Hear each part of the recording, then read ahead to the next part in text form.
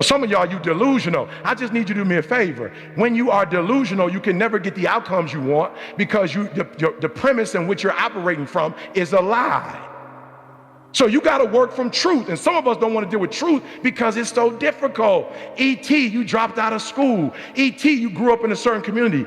In order for you to be able to do what you need to do like a Tony Robbins, there's some things that you don't have in your arsenal that if you can just admit you don't have it in your arsenal, then you can go get it. But until you admit that you don't have it, you'll never be able to do it. So I need you to do me a huge favor. I just need you to be real. And the reason why a lot of y'all don't want to be real, because some of you would rather be in a lie and at least have a lie than not have anything at all. You already know the reality about that relationship. You already know that job, your boss ain't about to cash you out. You're just scared to quit and start your own business because you don't know if you're going to do well or not. You know you shouldn't. Come on, be honest. You know you still shouldn't be at that job right now. You still shouldn't be at that job, but you're delusional. That one day is gonna be your day. That one day you're gonna merge your job and your calling together. It's not gonna happen. You're gonna have to just leave. Right? Was that the last one, son? Oh, the dream will destroy you. Right? Let it. The first version of Eric Thomas would never be able to stand in front of you guys. The first version of Eric Thomas, the high school dropout, that guy would have never been able to stand here and help you. I had to destroy that Eric Thomas. That Eric Thomas that grew up in Detroit and had like that Detroit mentality, while I love it, it doesn't transfer to every community. I had to let the dream destroy you. Let it strip you. Let it remake and mold you. Don't be afraid. Some of you are afraid. Listen to me. Wherever you from, if that's where you from, if you leave, you can always come back. I promise you. I promise you when you come back, you can get right back in the conversation. Ain't nothing gonna change. I promise you, whatever world you're from, if you go to other worlds, you can always go back to that world. Are you listening to me? Let it destroy you. So I was talking to a coach yesterday, NBA coach. I've been wanting this opportunity for for a long, long time. And coach called me, right? Let it destroy you. And my natural personality is for real, bro. I want to barter. You know, let's do it. You know what I'm saying? I give you this, you give me that. Let's barter. We ain't got necessarily exchange money, but let's barter. So coach hit me up and was like, yo, we love to, we'd love to have you come to practice. We love to bring you to the games. We like to have you on the jumbo screen. We love to have you come out in the crowd, meet you. I was like, that's cool, coach, but I eat now from the NBA. I could have been in any Alabama game. I ain't been to none. I don't do that, coach. I need a check. I hit C, like, C, I need this letter. Can you write this for me? I'm gonna send it. Destroyed me, meaning that, you know how hard it was to send that letter?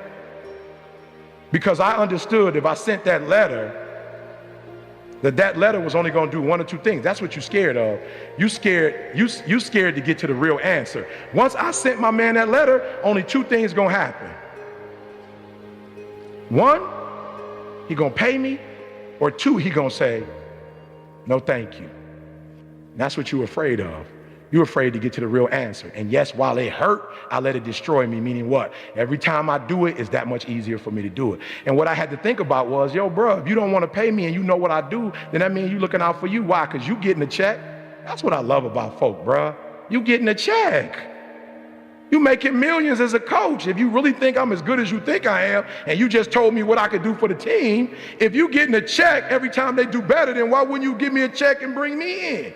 So really you showing your hand. What you really telling me is you don't really value me, because if you really value me, you'd cut the check. But what you tell me is I have to talk to front office. You ain't got to talk to front office. You got juice. So do me a favor, let it destroy you. The version of you that you are right now is a blessing, but it won't take you to the next level. What got you here won't take you there. So let the dream destroy you, tear you down, redefine you, build you back up, make you stronger.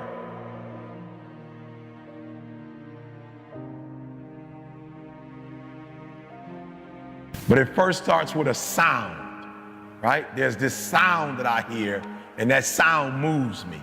All right, that sound moves me. So this was a sound that I heard years ago. And there are times in my life where I just stop and I play this sound because it does something for me internally. It moves me. Write that down. The very first thing that needs to happen to you every single day is you need to be moved. You need to be moved. Whatever it is that you can do literally to incite it. Listen to me very closely. When I say find something that moves you, what most of you do wrong is you're waiting for something to move you. Instead of creating the thing every day that moves you. And the reason why I say find something that moves you, because what separates humans is our effort. There's some of us, we give 70% to what we do. Some of us 80%, some of us 90%, some of us 100%, some of us 120%. And so when you move and you are moved, it allows you to operate at a whole different level. Look, I don't know what it is. I'm telling you though, stop waiting for something to move you and move yourself. Like every day, move yourself. So in the morning, move yourself. In the afternoon, move yourself. At night, move yourself. Stop waiting for life to move you and you move you. Like be very intentional and very deliberate about moving yourself. That's number one. Look, the only difference between you and I is passion. That's it. Most of you are probably more intelligent than me in this room. You are. You're probably more gifted naturally than I am. But what separates us is that I'm moved. I'm intentional and deliberate at the first hour of my day of saying, E, let's go.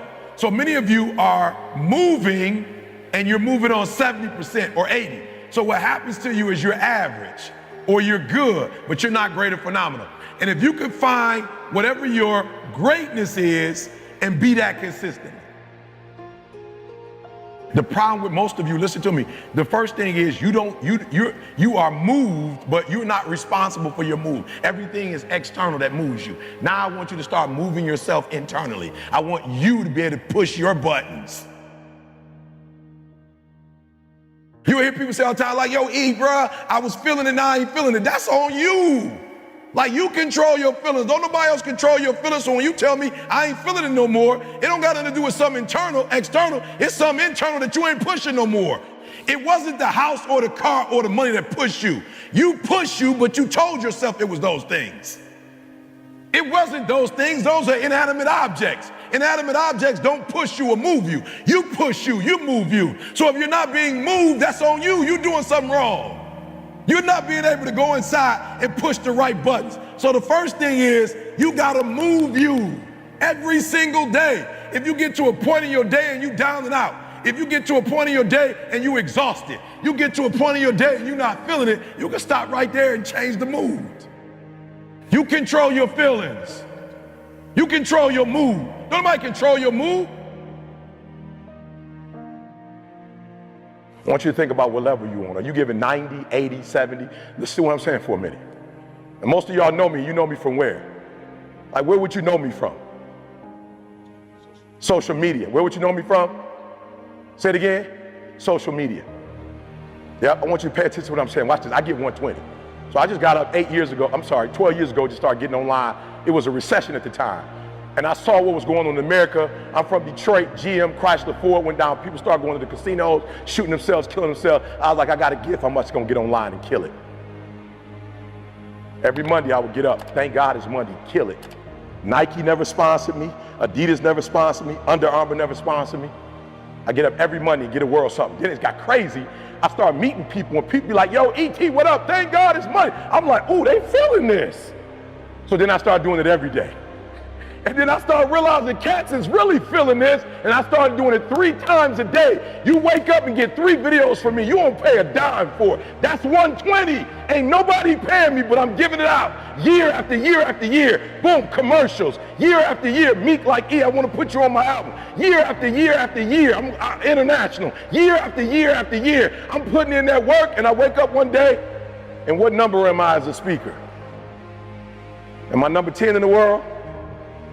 Am I number 5 in the world? Just take a guess what number you think I am. Number 1 in the world. I passed Tony Robbins, Les Brown, Zig Ziglar. Nobody paid me to do this. I just got up and gave 120%. And when you give 120, that's what happened. You become number 1 in the world. I want to ask you a question, seriously. What percentage are you giving? So we're going to start here. You're like, E, I'm giving 120, bro. I don't got no more to give the Panthers. I gave everything I got. I have no more to give. Like, I really put 120 into this. And do me a favor, don't lie, because we're not giving out no awards for this. So raise your hand if you're giving 120. Like, I ain't got no more to give, E. Good, I see you. I see you, E. I'm giving 100, E. I know I'm just doing at least what Coach want me to do. I'm doing everything Coach want me to do. Good, hands down. I'm giving about 90%, E. I'm gonna be real. I'm giving about 90%. Let me see your hand. Yep, I feel you. I see you. Yep. E, I'm talented, bro. For real, for real.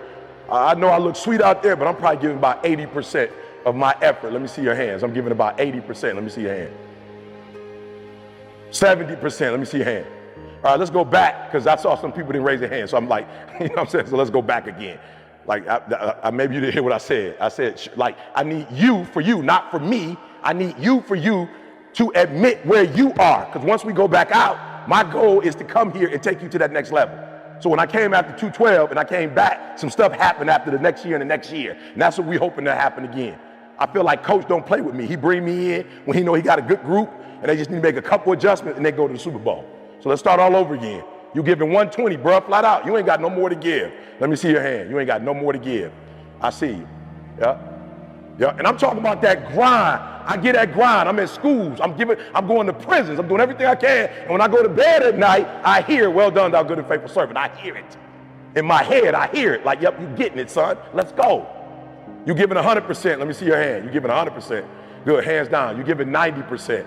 Yeah, I see you, bro. I appreciate y'all. Yeah, you giving 80%. Let me see your hand. Good, let's talk real quick. What is it gonna take to get to 120? I need y'all to talk back to me. I got two more things. What is it gonna take for y'all to give 120? What is it gonna take for you to give every single thing you got? What is that gonna take? Well, why aren't you doing that right now? That's the question. I need somebody to help me out. You didn't raise your hand for 120. What is that gonna take? Good, consistency. Good, why is it hard to be consistent? Good, mentally, right? So we're gonna have to focus on that. Like when you go back, that's why I'm asking the question. So I'm gonna get with Coach. We do some like mental stuff, right? I want to help you because you got to be mentally strong. So when I do my videos, like people ain't like E fell off. Where E at? No. Since the time I did it to now, I've been #1 for the last 5-6 years. It's consistency. And so I got to go to bed at a certain time. I got to wake up at a certain time. There's certain things I can't eat, certain things I can't watch, certain things I can't do. You feel me? Why? Because I want this as bad as I want to breathe. Good. What else is keeping us from being 120? Good. It's got to be what? Good. And let's just be real. For some of y'all, okay, maybe you don't want to raise your hand, but for some of you, when you reach the goal, it was difficult for you to set another goal. Let's say it like that. Let's do this. Be honest with me. Raise your hand if you like, yo, E, I had a goal when I was young to get to the league, and I got to the league, and I'm going to be honest. I made it to the league, and that dog, I ain't got that dog like I used to have it when I was in high school or college. Let me see your hand, just be honest. It don't mean you ain't got that dog. I'm saying compared to when you was in high school and college and you was trying to get here, you might not got that dog like you had that dog then. Let me see your hand. And let me be real with you. I lost 5 aunts to cancer in the last 10 years. My mother-in-law was diagnosed with cancer. They sent her home. She just strong and she outlasted. My wife, MS, listen to me very closely. Life gonna go on regardless. I just want to make sure that the life we got left that is sweeter than the life that if I would give up or if I wasn't focused and I wasn't doing what I was supposed to do. So when you've been with somebody since you're 16 years old and they got a chronic illness, don't you know it's easy for me to go drink? It would be easy for me to go drink too. It's rough. My life, it ain't what it used to be before she got sick. Like while God is blessing her, she still got MS. I lost 5 aunts to cancer. You don't think I could have smoked some weed? You don't think I should have took some coke? You don't think I could have got on drugs? You don't think I could have got with other women? Like you don't think when I'm going through that pressure, I couldn't have broke? But you talked about it, mental toughness. It is in those times we have to be stronger than we've ever been before. Why? Because they need us more than they ever needed us before. And you guys are blessed in that you are the 1%ers. You know how many people want to be in your life who want the life that you have and you got it? And you not taking it serious? Like you know how many people would die to have this life? You know how many people would die to be on the field on Sunday? You know how many people would die to eat the way y'all eat? You know how many people would die to have the gear y'all got? You know how many people would die to get on these planes and travel the world? You know how many people would die to have your life and you got it? It's your life, you got it. What you gonna do with it? So when you talk about that pressure, what happened was when my wife found out she had MS, we was in the hospital and she looked at me and I saw her drop a tear. And I looked at her and told her mental toughness. We can, we will, and we must get through this.